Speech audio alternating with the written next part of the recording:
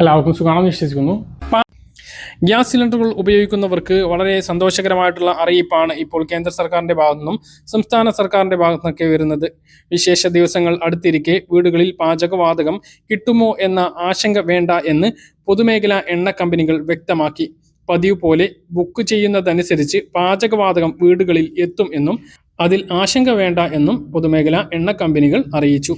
പശ്ചിമേഷ്യൻ യുദ്ധ സാഹചര്യത്തിൽ പാചകവാതകം കിട്ടാക്കനിയാകും എന്ന പ്രചരണത്തെ തുടർന്ന് ഗാർഹിക ഉപഭോക്താക്കൾ ആശങ്കയിലായിരുന്നു.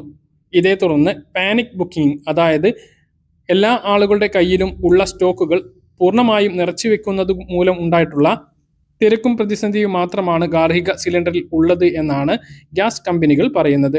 സാധാരണയിലും കവിഞ്ഞ് ഒരുപാട് ബുക്കിംഗ് വന്നതുകൊണ്ടാണ് സെർവർ ഡൗൺ ആയതും ബുക്കിംഗ് സ്വീകരിക്കാൻ കഴിയാതെ വന്നതും. നിലവിൽ പഴയതുപോലെ തന്നെ പാചകവാതകം വിതരണം നടക്കുകയാണ് എന്നാണ് ലഭ്യമാകുന്ന ഔദ്യോഗിക വിവരം. വാണിജ്യ അടിസ്ഥാനത്തിലുള്ള സിലിണ്ടറുകൾക്ക് മാത്രമാണ് നിയന്ത്രണം.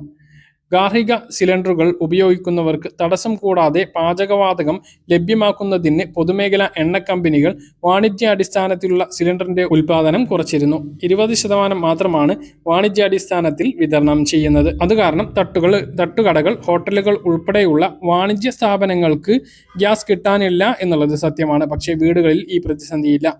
ഞായറാഴ്ചത്തെ കണക്കുകൾ പ്രകാരം ഇന്ത്യൻ ഓയിൽ കോർപ്പറേഷന്റെ IOC, Bharat petroleum corporation, Hindustan petroleum corporation എന്നിവയുടെ ബോട്ടലിംഗ് പ്ലാന്റുകളിൽ 14,536.8 മെട്രിക് ടൺ ഗാർഹിക ആവശ്യത്തിനും 1,267.1 മെട്രിക് ടൺ വാണിജ്യാടിസ്ഥാനത്തിലുള്ള പാചകവാതകവും സ്റ്റോക്കുണ്ട്.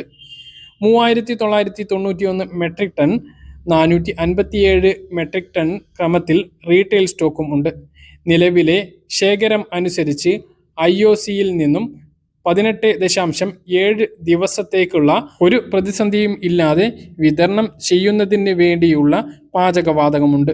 BPCLൻ്റേത് 8 ദിവസത്തേക്കും HPയുടേത് 9 ദിവസത്തേക്കും ഉണ്ട്. വരും ദിവസങ്ങളിൽ കൂടുതൽ സ്റ്റോക്ക് വരും എന്നാണ് അധികൃതർ വ്യക്തമാക്കിയിട്ടുള്ളത്. കേന്ദ്ര സർക്കാരിന്റെ നിയന്ത്രണത്തിലാണ് വാണിജ്യാടിസ്ഥാനത്തിലുള്ള പാചകവാതക വിതരണം വെട്ടിക്കുറ. വൃദ്ധസദനങ്ങൾ, ആശുപത്രികൾ, അനാഥാലയം, സ്കൂളുകൾ, ജനകീയ സുഭിക്ഷ ഹോട്ടലുകൾ, സർക്കാർ പൊതുമേഖലാ ഓഫീസ്, ക്യാമ്പസിലെ ക്യാൻറ്റീനുകൾ എന്നിവയ്ക്ക് മുൻഗണന നൽകിയാണ് ഇപ്പോൾ വാണിജ്യ ആവശ്യത്തിനുള്ള സിലിണ്ടറുകൾ വിതരണം ചെയ്യുന്നത്. ഹോട്ടൽ മേഖലയിൽ സിലിണ്ടർ ലഭിക്കാത്തത് പ്രതിസന്ധി രൂക്ഷമാക്കിയിട്ടുണ്ട് എന്നുള്ളത് വാസ്തവമാണ്. ഓരോ ദിവസവും അടച്ചിടുന്ന ഹോട്ടലുകളുടെ എണ്ണം വർദ്ധിച്ചു വരുന്നുമുണ്ട്.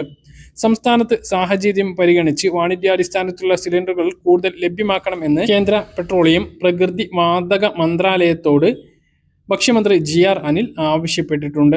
വിഷയത്തിൽ കേന്ദ്രമന്ത്രിയെ നേരിട്ട് കണ്ട് ചർച്ച നടത്തുമെന്നും ഗാർഹിക ഉപഭോക്താക്കൾക്ക് സിലിണ്ടർ വിതരണം ചെയ്യുന്നത് പതിവ് പോലെ നടക്കുമെന്നും അദ്ദേഹം പറഞ്ഞു. കൃത്യമായിട്ട് മനസ്സിലാണെന്ന് കരുതുന്നു. ഇതുപോലെ ഇൻഫർമേഷൻ ലഭിക്കാൻ ചാനൽ സബ്സ്ക്രൈബ് ചെയ്യുക, ബെൽ ഐക്കൺ എനേബിൾ ചെയ്തു. മറ്റൊരു വീഡിയോ വീണ്ടും കാണാം. ദൂരേക്കും ബൈ.